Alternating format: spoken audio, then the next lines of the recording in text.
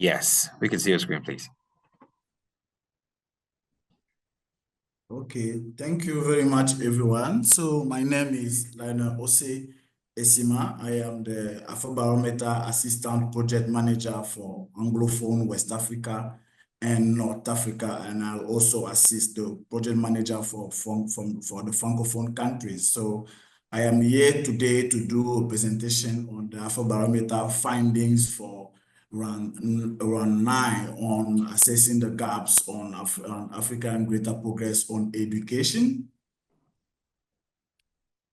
First of all, I would like to speak about Afrobarometer. Afrobarometer is a Pan-African non-partisan survey organizations that conducts reliable data on democracy, good governance, and related topics. So the goal of Afrobarometer is to give voice to ordinary citizens to participate also in policy and decision making. So we've been operating since 1999, and we've been able to conduct 9 rounds of surveys. Our round 9 survey is currently underway. It started early this year in January, and it's expected to finish mid-2025. So this map actually shows the areas where we've been working since 1999. So the gray countries are the countries where we have never conducted a survey. The goal of Afrobarometer is to cover the entire continent, but it's not as easy as it may seem. So we have a lot of challenges. So there are a lot of issues that we look at, we consider before entering a country. We look at the political openness, the security, the availability of recent census. So coming to the methodology, so if there is something Afrobarometer proud itself about, is the methodology, which is used across all the 42 countries where we do operate. And it is very simple. We use a nationally representative sample of adult citizens in which every adult citizen has an equal chance of being selected in the sample. We do face-to-face interviews in the language of the respondent's choice, which means that we don't only conduct surveys in the official languages of countries. We make sure that our questionnaires are translated in the most spoken 4 or 5 local languages to guarantee that respondents will be interviewed in the language that they understand the best. So we have standard questionnaire allowing us to do comparisons across countries and over time. We've been doing that since 1999, and we have a lot of sufficient data available in our website that people can consult. The sample size of our samples is that 1,200 or 2,400 with a country level margin of error of plus or minus 2 percentage points. So before going to the core presentation of today, I would like to speak a bit about some of our few achievements. So Afrobarometer, we consider ourselves as a gold standard of surveys in Africa, as the best survey organization on the continent, because we have a rigorous methodology. We have covered 400,000 people across the continent, 270 surveys in 42 countries since 1999. Interviews conducted in more than 100 languages. We have a Pan-African coverage representing more than 3/4 of Africa's population. We have time series backing to 1999. We won the Best Data Set Award in 2004 from the American Political Science Association.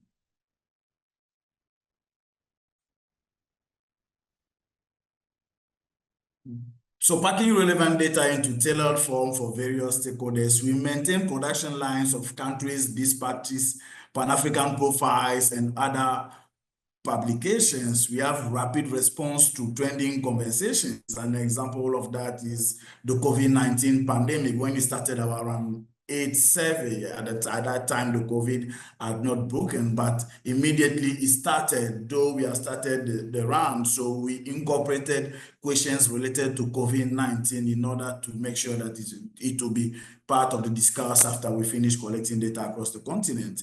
We have flagship reports on democracy. We have democracy country scorecards, climate change country cards, SDG scorecards, child well-being scorecards. So in Afrobarometer, we don't just collect data, we make sure that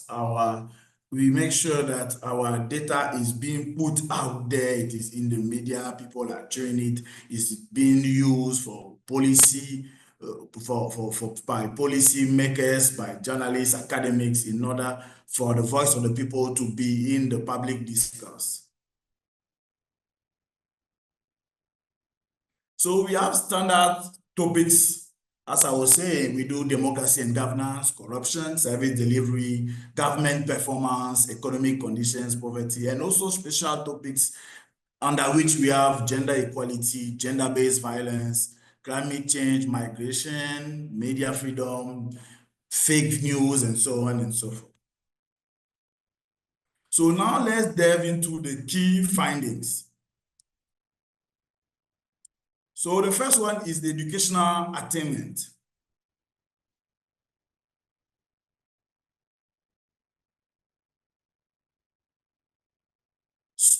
So on this chart, so as I was saying, that currently we have 42 countries in Afrobarometer, but for round 9, because we are dealing with round 9 findings, so only 39 countries were part of round 9. That is why you see 39 countries, and round 9 was conducted between 2021 and 2023. So on educational attainment, on average across the 39 African countries, more than half, that is 55% of adults have secondary or post-secondary education, while 27% have primary education and 80% have no formal education. When you look at it across the 39 countries vary widely in the educational level of their citizens. Why about 4 in 10 adults have post-secondary qualifications in Gabon and Seychelles? The same is true of only about 1 in 20 citizens in Niger, Malawi, Mozambique, Burkina Faso, Tanzania, and Madagascar.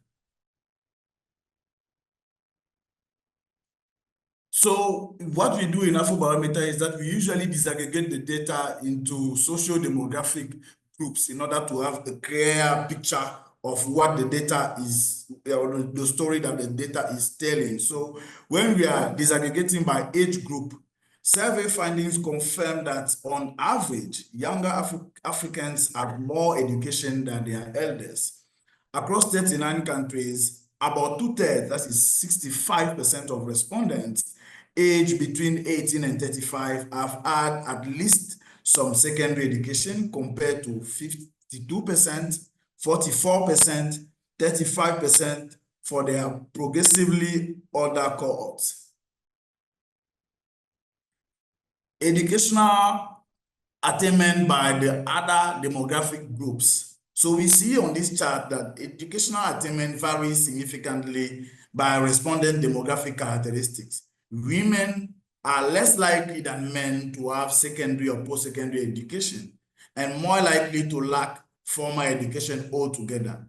The poorest respondents, however, are more than 3 times as likely as the best off to lack formal education, and less than 1/3 as likely to have post-secondary qualifications. The same pattern holds for rural and urban residents, with 27% against 9% lack of formal schooling. So now let's move to out of school children. So we asked the question to respondents how frequently they think the following occur in their community or neighborhood, and this chart is on children who should be in school, are not in school currently. And we see on average, across the 39 countries that were surveyed for round 9, almost half, that is 48% of adults, say school-age children who are not in school is a somewhat frequent or very frequent problem in their community. The perception of out-of-school children as a widespread issue is the majority view in 17 countries, as we can see on our chart, reaching as high as 83% in Liberia and 71% in Angola. Only 6 countries record fewer than 1/3 of citizens who share this view, led by Mauritius, 22%, and Tanzania, 26%. So now let's move to citizens' experience with public schools. So this one, so in Afrobarometer, we have what we call observational questions. So we ask our enumerators when they go into an enumeration area to key in the availability of certain services.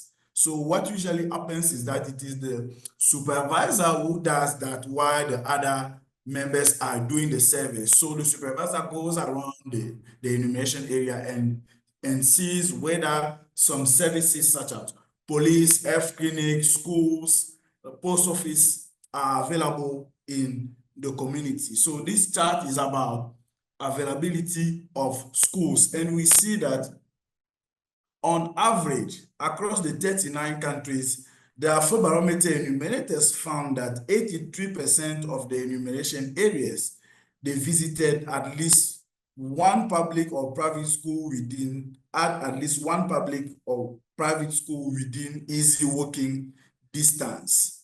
No nearby schools were found in 20% of rural zones and 20% of urban zones. In 29 of the surveyed, that is 29 out of 39, 29 of the surveyed countries, rural zones were more likely than cities to lack a nearby school, with rural disadvantages of up to 53 percentage points in Botswana and 47 points in Angola. Also, rural zones without a nearby school were most common in Mauritania, Angola, Botswana, while only 4% of visited rural zones in Togo, Madagascar, Morocco lack a school within an easy walking distance. So we also asked the questions about those who had contact with some of these public services, and this is about those who had contact with a public school across the 39 countries surveyed in round 9. We see that 1/3, that is 34% of respondents, said they had contact with a public school during the year preceding the survey, ranging from fewer than 1 in 5 in Tunisians and Basotho to half or more of Sierra Leoneans and Kenyans.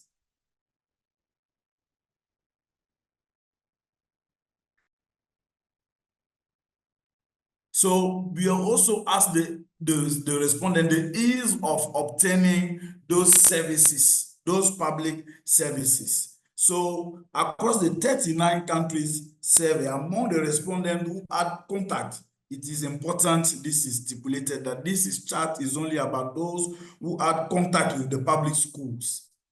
So among respondents who had contact with public schools, 3/4, that is 74%, say they found it easy or very easy to obtain the services they needed from teachers or other school officials. Almost all Mauritians, that is 95%, agree with this assessment. And even in the least satisfied countries such as Angola, 53%, and Liberia, 57%, majority report few difficulties. So next, we also ask the question about the respect those searching for those services got from the official who attended to them. So the respondent who had contact with this school, we asked the question to know how those who dealt with them treated them when they were at the facility. And we see that on average, 74% of respondents who had contact with public schools said they were treated with respect, somewhat or a lot, by teachers or other school officials. And majority in all surveyed countries report respectful treatment in their interactions with public schools, ranging from 54% in Mauritania and Gabon to 91% in Cabo Verde in Madagascar. So let's move to those who pay bribe to obtain public services. So we have battery of questions about those who pay bribe to obtain certain public services, and among which we have public schools. So here we understand bribe in terms of to pay bribe, to give a gift, or to do a favor for a teacher or school official to get the services you needed from the schools. And on average, 1 in 5 respondents who had contact with a public school during the previous year, that is 19%, say they participated in this form of corruption once or twice, a few times or often. This experience was especially common in Liberia, Congo-Brazzaville, Angola, while it was fairly rare in Cabo Verde, Seychelles, and Mauritius. We have disaggregated this data into social demographic groups, and we see that having to pay a bribe to obtain public school service is twice as common among citizens experiencing moderate or high levels of lived poverty among their well-off levels of lived poverty than among their well-off counterparts. Respondents with no formal education are slightly more likely to report having to pay a bribe than those with primary or more education. So now let's move to government performance on education. So we also have in our Afrobarometer questionnaire questions about government performance. So we ask respondents how they are rating, how government is addressing certain issues. So on the question of how badly you think the current government is handling the education on average across the 39 surveyed countries, fewer than half, that is 46% of respondents think their government is performing fairly well or very well on education, while 52% give their leaders poor marks. And assessments are overwhelmingly favorable in some countries, led, as we can see on the chart, led by Zambia, 82%, Tanzania, 82%, Sierra Leone, 75%. At the other extreme, we have fewer than 1 in 4 citizens thinking their government is doing a good job on education. That is Sudan, Gabon, Lesotho, and Tunisia. When we break this data into social demographic, we see that the evaluations of government performance on education are similar across gender and urban and rural locations, but approval ratings are relatively low among the most educated respondents and among the poorest respondents. So the approval rating, when it comes to the overtime analysis of the approval rating, those who think the government is doing fairly badly, very badly, and very well and very well, the positive approval of government performance on education has dropped by 11 percentage points between 2011 and 2023, moving from 60% in 2011 to 49% in 2023. So let's now move to views on government's efforts to minimize disruptions to education during COVID-19 pandemic. So we all remember how difficult, how those moments were challenging for all of us. So government had challenges to maintain students going to school, and they have to find ways or how to do homeschooling and so on and so forth. So we asked the students how satisfied, the respondents how satisfied or dissatisfied they are with the government response to COVID-19 in their areas. So majority of Africans, that is 54%, are satisfied with the way government minimize disruptions to children's education during the COVID-19 pandemic. We see that this view is more dominant in Sierra Leone, Tanzania, Zambia, and least dominant in Gabon and Lesotho. So we are now moving to the ending part of this presentation. So what we call in Afrobarometer the most important problem. So we asked the respondent what are the issues or the problem they think their government should address in priority. So we are now looking at what Africans are saying, where they are rating education in terms of their priorities. We see that education ties with crime and security for 6th place among the most important problems that Africans want their government to address, cited by 20% of respondents as one of their top 3 priorities for government action: education trails, unemployment, management of the economy, health, water supply, and infrastructure enrolled on citizens' policy agenda. So the last slide is education as a priority problem across the 39 countries surveyed. We see here that education among the most urgent problems is the most frequently cited concern in Liberia, mentioned by 47%, and in Mauritania, 42%. It ranks second in Uganda and places third in Gabon, Sudan, and Eswatini. In contrast, only 4% of Mauritians and Botswana cite education as a top concern, placing it far down on their list of priorities for government action.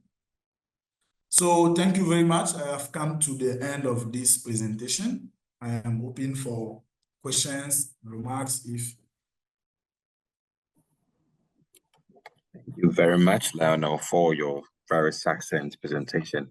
And I would also want to call on all participants to kindly reach to the chat box or the Q&A section and put in a message or a question if you want to also make a contribution to the findings of the Afrobarometer thus far. You can also put your hands up using the icon, and I'll invite you to share your view on the findings shared by Sir Lionel. Sure. So should I answer instantly? Yeah, so I can't see the chat box.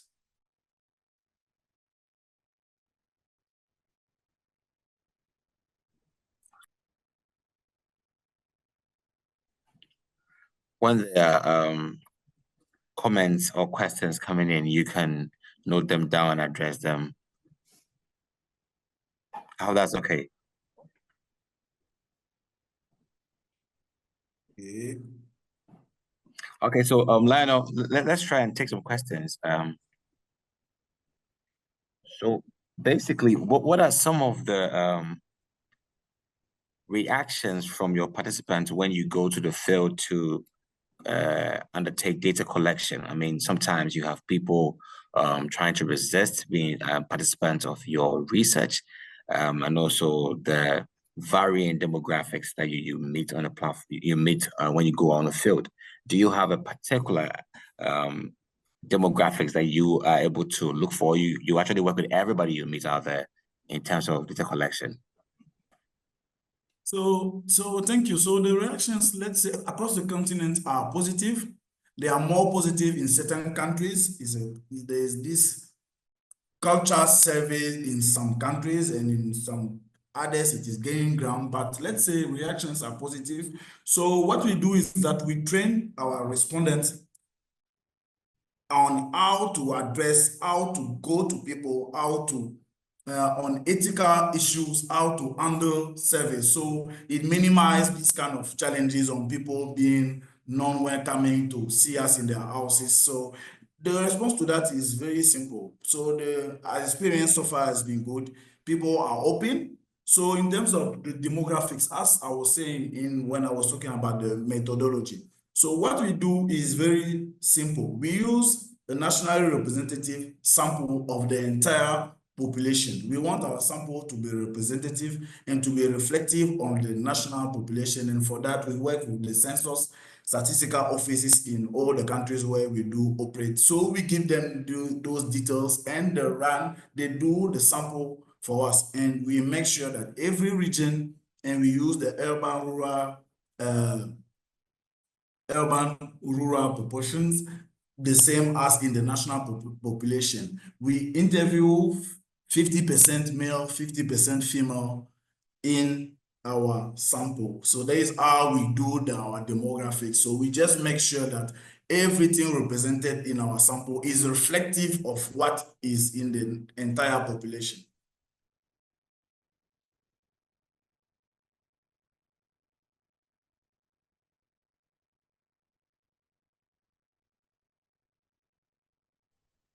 All right. And So Alice, I see a question on the chat box, yeah, which I think is Rose Guri says that do you use locals to conduct interviews? And if yes, what are the factors that can affect the outcomes of interviews conducted?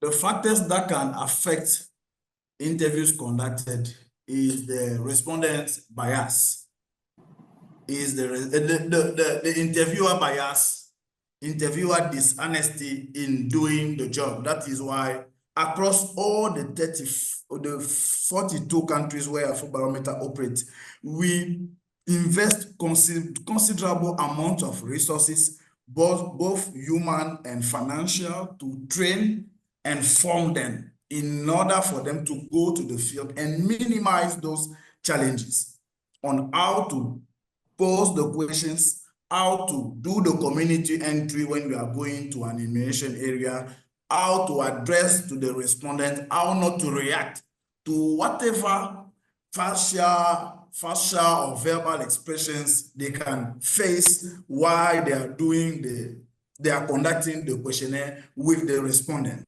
So those are the things we do to minimize some of these things. And I think so far the experience has been, as I was saying, it was very good for us because we are training people, and our NPs are helping us, our national partners, are helping us a lot by recruiting experienced people in data collection. And this is very easy for us to, when we are dealing with people with a lot of experience in collecting data in our various countries.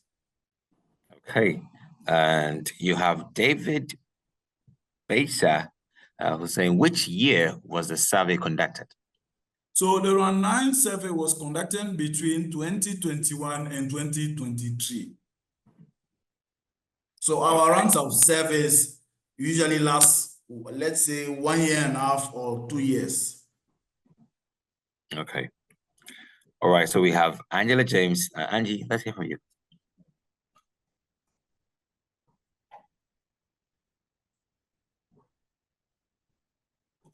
So, hello, Angela, can you hear me? You can unmute yourself and then put your video on.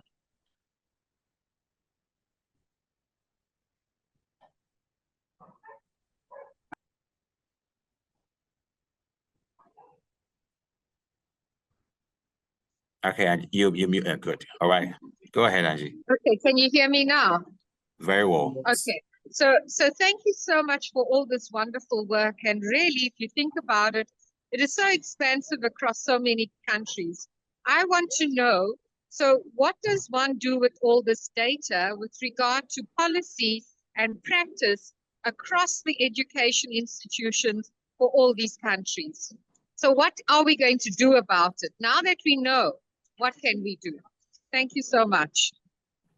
Thank you, Angie. Appreciate that.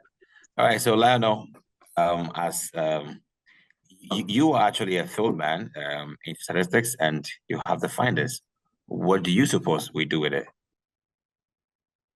So, as I was saying in the introductory part, we don't only conduct surveys. We don't want the survey to go waste and be sitting in a repository somewhere. No, we also invest a lot of resources in disseminating our findings. So once the data has been collected, it is in our protocols, we do public dissemination events, and in those dissemination events, we invite academics, journalists, experts from ministries, departments, and agencies from government, from the public service, in order for them to come and be aware of what we have found, in order for them to run it, to go with it and put it in the political discourse, and also use it in their day-to-day activities, depending on the areas of the field concerned by the data we are releasing. And part of our protocols is also that we do confidential briefing with stakeholders and government for them to have the priority of the data we have found out there.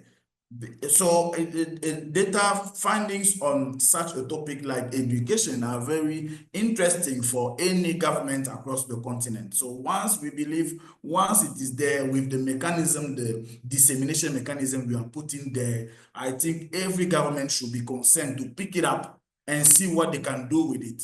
Because that is the aim of Afrobarometer.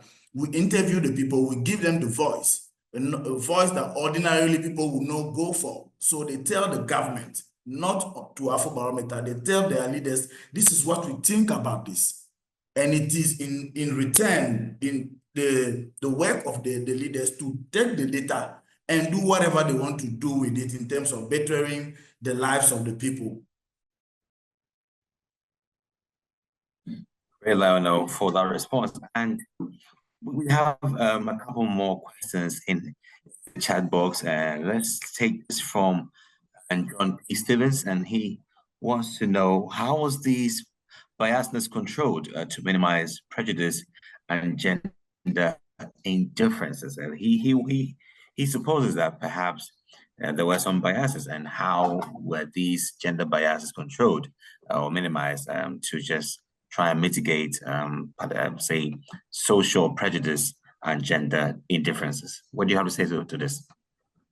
So for the gender differences, so we don't do paper and pen data collection. We use tablets, and it is already configured in our tablet when our interviewers are conducting the questionnaire. Once if your first interview was a male, automatically the tablet will switch for your next interview, will switch to a female. If you are keen, if your first interview was a male and the second you are keen another male, the tablet will prompt you that this interview is supposed to be a male, a woman, because we want to make sure that you have 50-50, both male and female in our questionnaire. So how to mitigate the effect of biases? So as I was saying, we have a lot of measures that we put in place, quality control measures. We have studio monitors controlling the submissions. We have supervisors, because we have teams of 4 interviewers and 1 supervisor. Supervisor at random the supervisor in the particular area at random goes back to one of the places where one of the enumerators has conducted the interview to check whether if the person was there, and ask the respondent if his colleague really was there and how the interview went. So we have so many other to check some of these things. So we make sure that these things are minimized. But things can happen between an interviewer and a respondent. But we also have timelines within questions and within questions in our questionnaire. We know that to ask certain questions, it takes a certain amount of time, and the studio monitor will flag the interviewer that, oh, it's as if you are keying the responses yourself, because this slot of questions is not supposed to be answered within 2 minutes. the time for you to ask the question, the time for the respondent to be in the thought process and to give you the answer. So those are some of the mechanisms we put in place to make sure that we are mitigating the effect of these biases in Afrobarometer. All right, and I also have this from Alicia Clegg. Alicia is asking, in your opinion, you, Lionel, what information is not being collected and that we also need for more comprehensive perspective and understanding of challenges and opportunities related to educational frameworks? So you tell us. So for me, my personal opinion about this data is on the approval ratings of government performance. We know sometimes our government say they spend a lot in building schools and. Hi, Lionel. Did you get me? Hello. Hello, Lionel. Yes, I can hear you.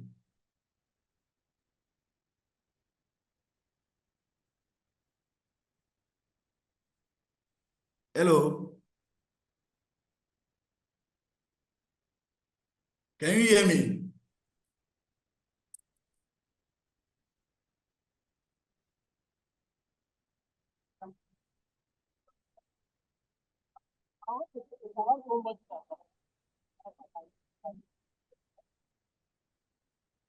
Lionel, I think his number dropped, his line dropped.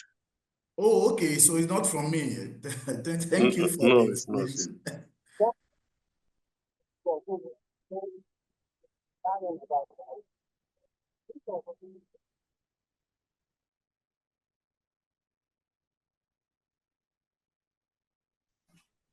Okay, I'm back. Sorry, I had a slight internet glitch that really took me away. I don't know if Lionel was still with me right here.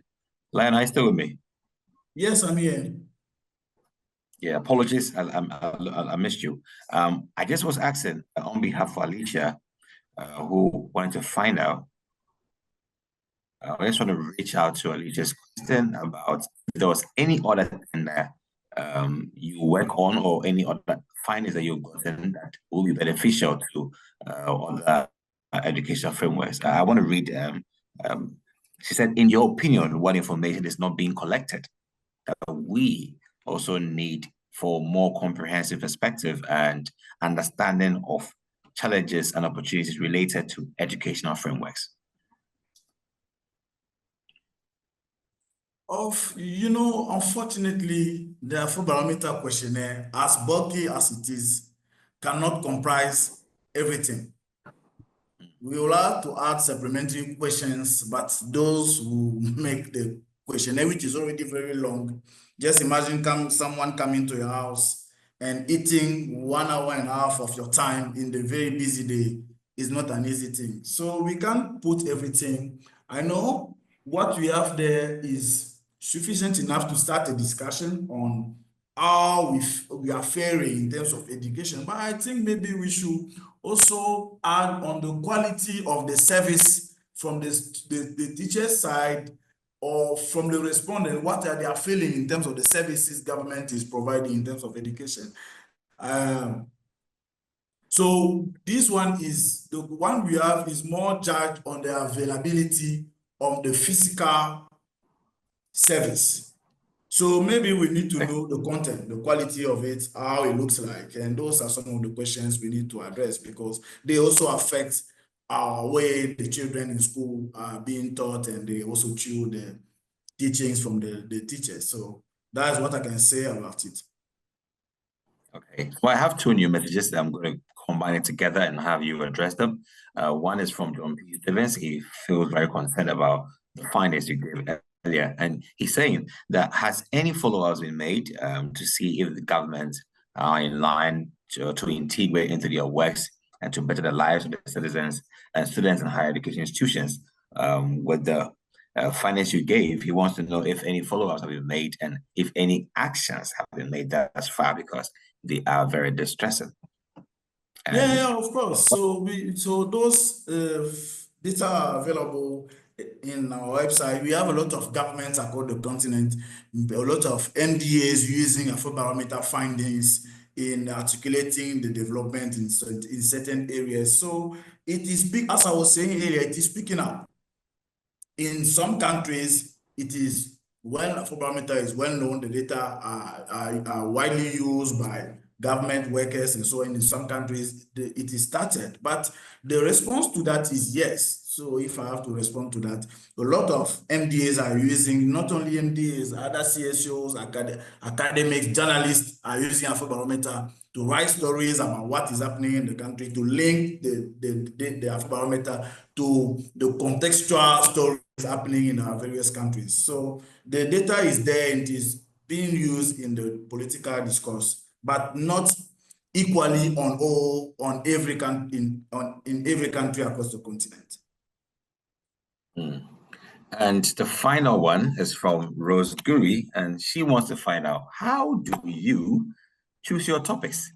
So I mean, all your findings are amazing topics, very interesting. How do you choose them? How do we choose our topics? So we have a questionnaire committee made of experts, knowledgeable people in the democracy, government, and public services experts. So the questionnaire sits and reviews the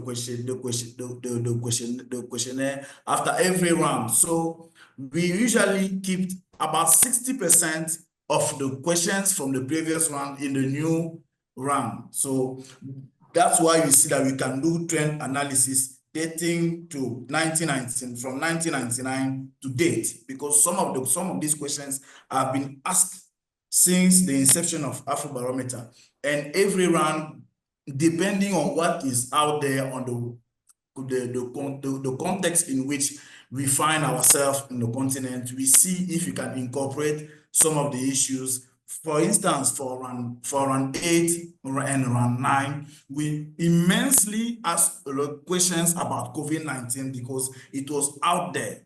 But for round 9, we just thought that the issue has been debated enough and there is no need. Again, it's just an example how we add some of the topics. So we just thought that there was no need to bring COVID-19 again in the round 10 questionnaire. And the same thing applies to so many other topics when migration of African eating the sea to go to the Europe was out there, and it is still. So we added a lot of migration model, and the same for climate change. Since round 7, we have added a model of climate change, asking people about the awareness of climate change, asking people about who they think is responsible for climate change, what they think government can do, and how they rate the government performance in fighting climate change. So those are some of the issues. Those are some of the topics that we add in our questionnaire, depending, as I was saying, depending on what is out there, what is trending, what can be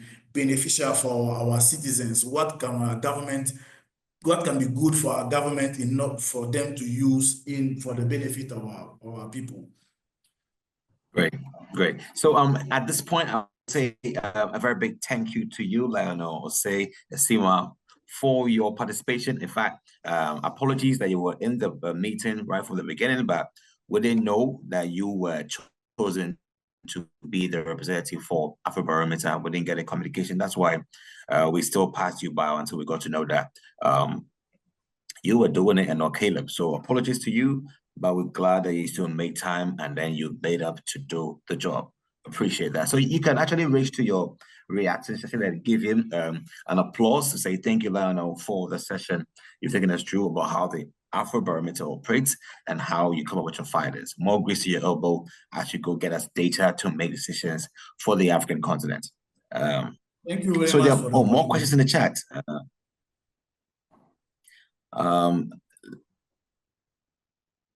Okay. We're trying to. Sorry, Alicia just from the message, but I have read almost all the questions, Alicia.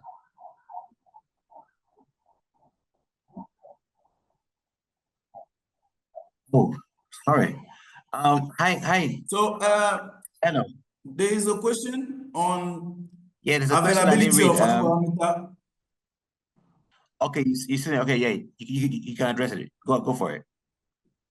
About the information collected open to publics, yes. As I was saying, we collect the voice of the people and we made it public. All the data from 1999 from from round 1 to round 9 are available in Afrobarometer website.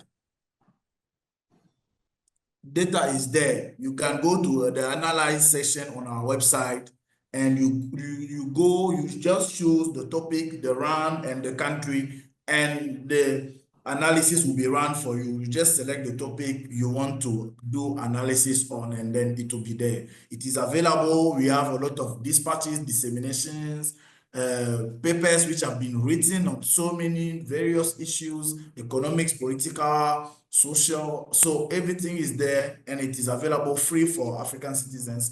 And it is unfortunate that we did a survey about those using our data on our website, the location where they find themselves, and you realize that though the data, the Afrobarometer data, unfortunately, was being used more than people residing outside the continent. So I'm encouraging all of us to do that, to go and use our data and do the analysis on the various topics in their various fields of work and expertise.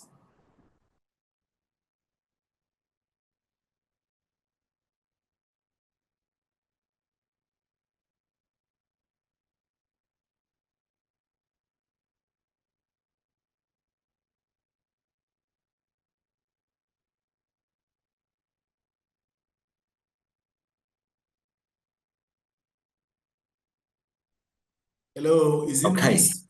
I know. So I got you now. Was a question in there that said that Nigeria was not in the countries you collected data on. Is there a reason for that? Nigeria? Or was there Nigeria in it? No, I think Nigeria is there.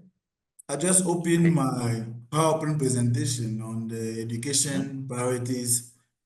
We see Nigeria, for instance, we have 21% of Nigerians saying that government citing education as a priority. So Nigeria is there. So we have a paper that we call a PAP, which has been published and posted in our website. So you can go there and ask for it and Google it. So we see all these data, those that I just presented, they are available on our website and the data on Nigeria as well. All right. Is it possible you can drop a link in the chat box to help people do a quick reach out quickly, easily? Is that possible? Sure. I can do it right now. Right. So while you're dropping the link in the chat box, Oluyemo Abdullah says that based on the cultural diversities, attitude towards growth and development variabilities, difference in moral values and faith across the globe, can we have a uniform structure for establishing standard for our education system with organized monitoring team that will set fundamental rules? Hello, Loyemo. I don't know if this question was for Lionel. Lionel, is this within your space to refer on your presentation, what I just read?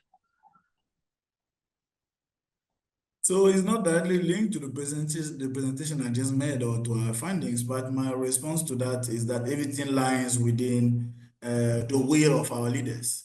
If they want to do so, definitely they will do so. So we have sub-regional organizations. So apart from meeting for political issues, we have also the committee for education, health, and so on and so on. So they can meet and decide on the course they want to give to their regions in terms of education, in terms of standardizing the teachings and so on and so forth in their regions and see what they can do about it. So as I was saying, it is possible as far as our leaders are willing to do so.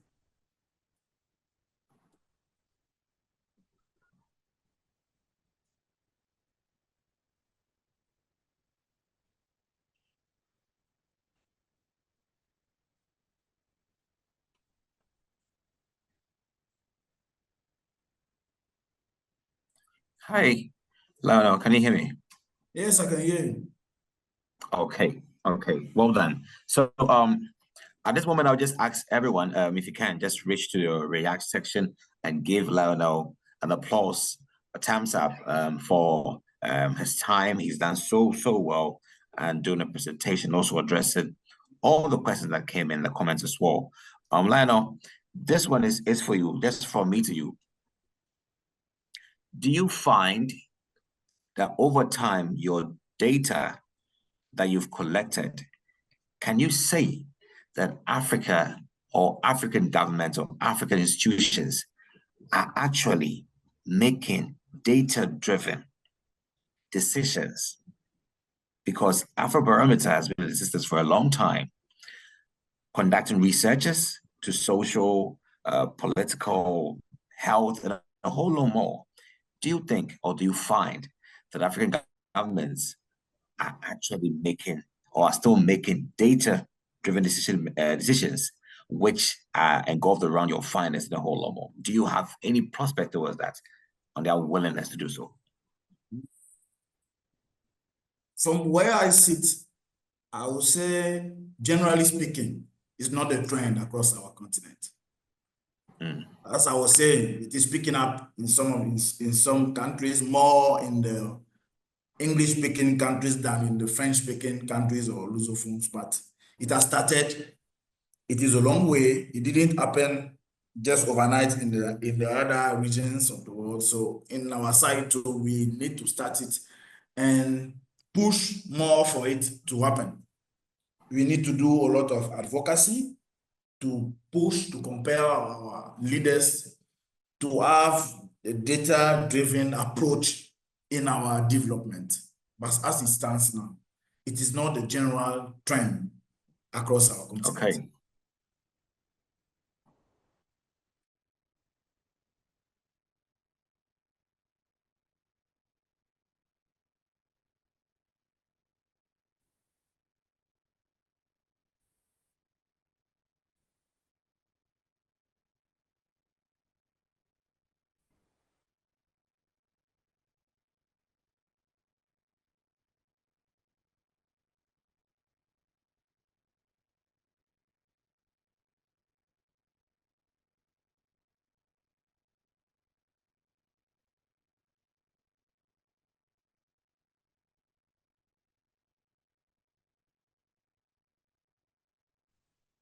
Okay, so Lionel, thank you very much for that feedback. And it's a question. It's a question that just popped up.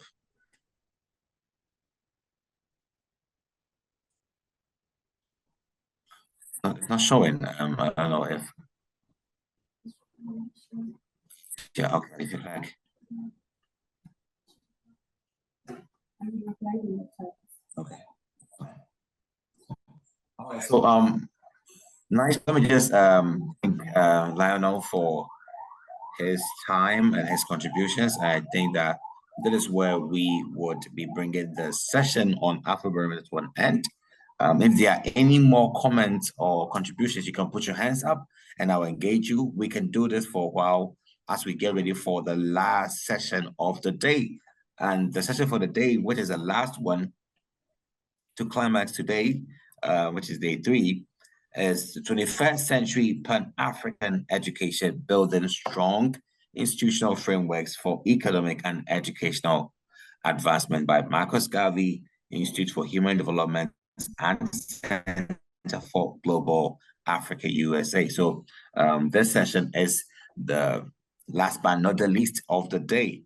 However, if you have any comments to make on the Afrobarometer, Rage Lionel, he's still with us, he's still left, so you can get in touch with him. Let's pick some few comments that's come.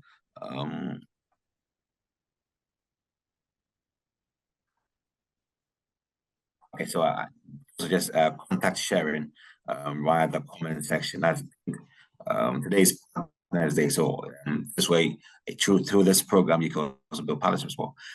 Dr. Amas E. Shikongo, Doc, you can go ahead with your camera on.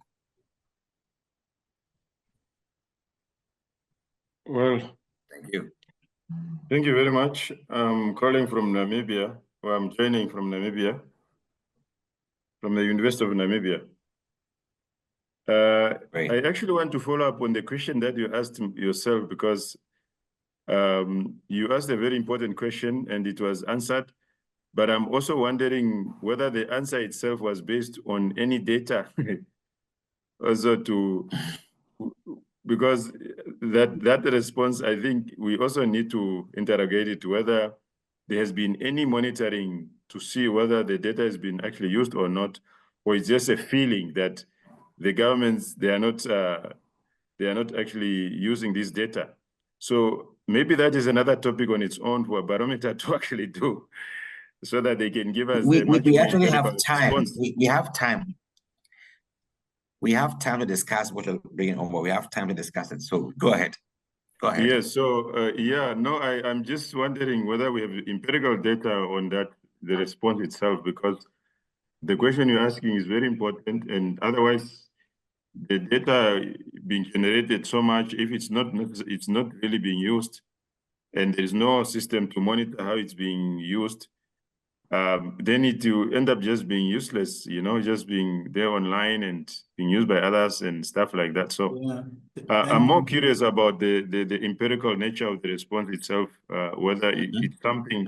So, Dr. Amas, thank you very much for this remark or question. As I think I addressed it earlier on, that we have a team. Maybe I didn't go into further details. We have our communication and data analysis team, which actually track these things everywhere Afrobarometer has been used, in any reports, any presentation, in anywhere we have government officials or in the academic domain, our data has been used. So there are empirical basis for this. I just have that here with me in my position, but we have our communication side working hard to make sure that we are tracking some of these things. So every round we do analysis to know how many times Afrobarometer fundings have been cited by government across the continent. So though this data is available, you can reach out to us and we can communicate this to you anytime you want. So we are actually doing this and I totally agree with you. We are not just conducting survey for the data to go somewhere in one drawer and go waste.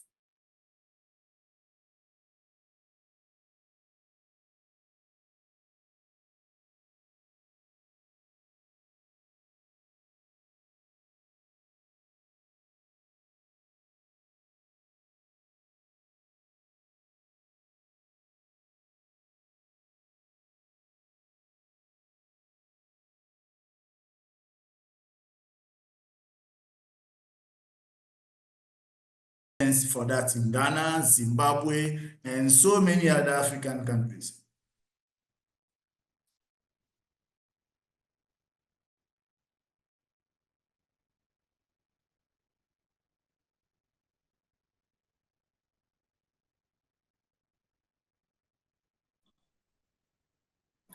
Okay.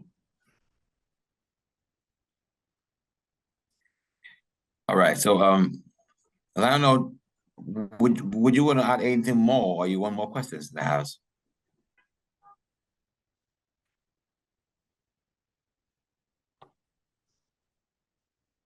Oh, Dr. Anjima, if you're asking me if I want more questions to be asked, I will say no. So earlier, what about if you had any empirical information about if governments were working with your data? Another question that one also want to know is that who do you work for? So everybody wants to know, Afrobarometer, is it a national, is it an African Union affiliated statistical organization? Are you on your own and taking research for whose purpose? So who actually is calling on Afrobarometer for all this rest? Are you hired to collect data for who? So who do you do this for? Is it just for the people, or you do it for governments, or you do it for the continent? Who do you do this for? So we do it for the benefit of the African people. We don't work with any government organizations. So we make sure that the national partners that we recruit in all our countries where we do operate have no or limited ties with government, except any survey contract they may have gotten from the government in the course of the business they are running. But we don't do work with government. We interact with government once we have collected our data for them to be aware of it with the expectation that they will use it. So we also have some projects we are running in association with the African Union, but we have a list of people funding Afrobarometer. This list is available on our website. As I was saying, Afrobarometer has been set up to give a voice to the African citizens, and everything about Afrobarometer is out there. It is open, free for everyone to consult and get the information requested. All right. So we're still on Afrobarometer. I think your session is getting so much traction. It has so much interest to our guests. They just can't let you go because they really want to know more about what you do with Afrobarometer. And one question that came into here was how visible are you on the continent? Do you have subsidiaries across the continent? Do you have offices or branch offices? And can you share with us how you do your operations across other countries? Do you travel there, or you have got coordinates there who undertake the research and give you the data? And how are they also? What are the conditions they face over there in their reports? Do they bring you some of the cultural resistance or acceptance? What are some of these demands that you guys face on the grounds, on the various coordinates within the continent? So Afrobarometer is headquartered in Ghana, Accra. Headquarters, the secretariat is in Ghana. Afrobarometer is structured in such a way that the secretariat is in Ghana, but we do work with what we call core partners in every region of the continent. So in the West, the Anglophone West Africa and Francophone Africa, those countries are under CDD Ghana. The Ghana Center for Democratic Development is actually the Afrobarometer core partner for this region and also for North Africa. We have IGR in Southern Africa in charge of Southern African countries. We have IDS based, IGR is based at the University of Cape Town. We have the IDS core partner IDS, which is based at the University of Nairobi, which is in charge of Eastern African countries. So we have the secretariat headquarters in Accra. We have one core partner in Accra, one in Cape Town, one in Nairobi. So all these three core partners are in charge of the 42 countries under in the Afrobarometer network. So the latter part of the question about the cultural challenges, or I didn't hear it well. So if you can repeat it for me. So in data collection, there are diversities that you would actually come across. So diversities in language, diversities in cultural patterns. And as a data collector, if you get to a place where language-wise there is a diversity, the ways of approaching people are diverse, how do you, what are the approaches that you run your people to, your field agents through, to appreciate these diversities and also are able to meddle properly and get the information they need? Do you have any trainings you do on language diversity? Do you teach languages? So do you teach culture? I think I said it earlier. So when I was doing the introduction, that we don't only conduct surveys in official languages of countries. We do make sure, because we want to give a voice to African citizens, we make sure that our surveys, our questionnaires are translated in the most spoken 4 or 5 local languages in the country. And in training our respondents, so we send them to regions, they are conversant with the language and with the culture. We usually send people to the regions where they are originally from. in order to mitigate this kind of cultural bias, values, and challenges. So when you are sending a local person to a particular area or community, it facilitates the entry. And we also, when we are going, especially the rural areas, we do what we call, and it is part of our protocol across all our countries, we do what we call community entry. We go and see the chiefs, the local councils and so on. So we discuss with them. We tell them what we've come doing in their area, and we want them to support us. Usually they are very welcoming. They give us someone who will take us around canvassing the area, telling the people that those are the people. They came to the chief and they introduce themselves, that this is what they are doing, and so it facilitates our work. So we have it in our protocol. We send people conversant to the area where they are going to do the survey. That's great.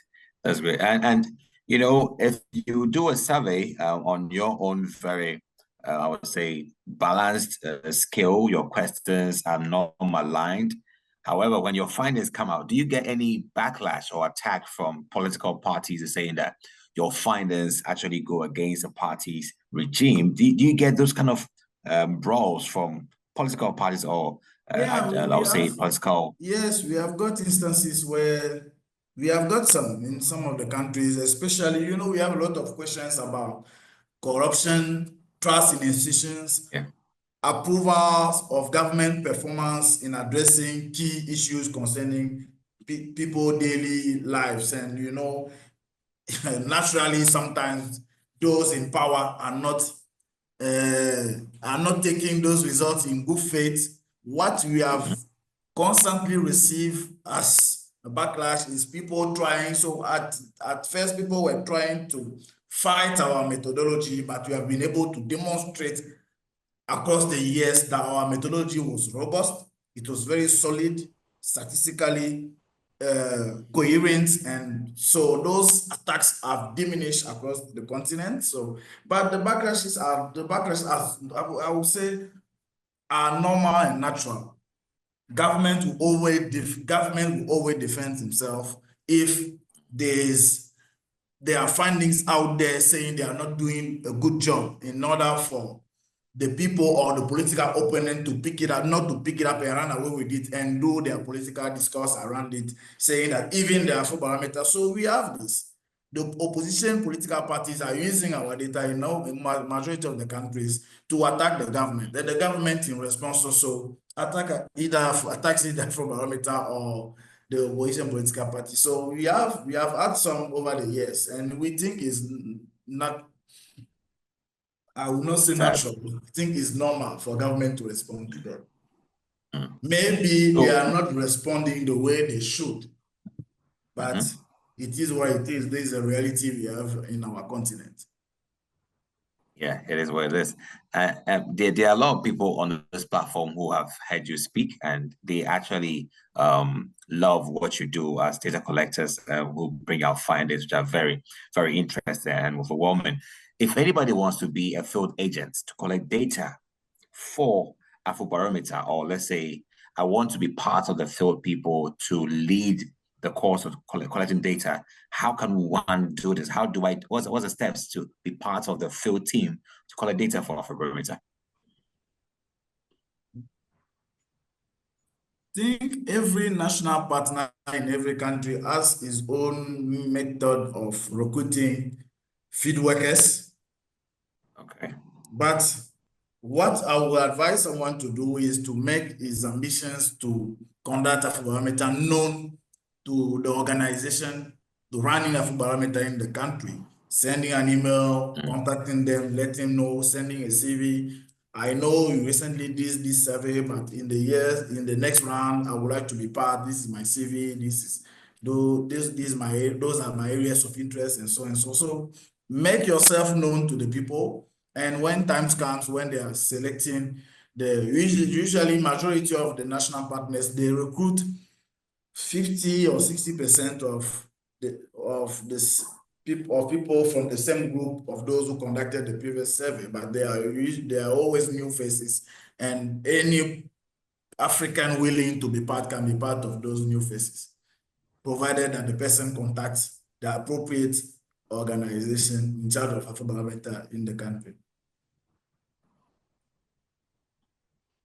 Awesome, awesome. So this is where we'll draw the curtains with Lionel Jose Esima. He's been awesome thus far. The conversation has been great, and I have really enjoyed time with you on this one. So we're preparing for the next session. So if you look on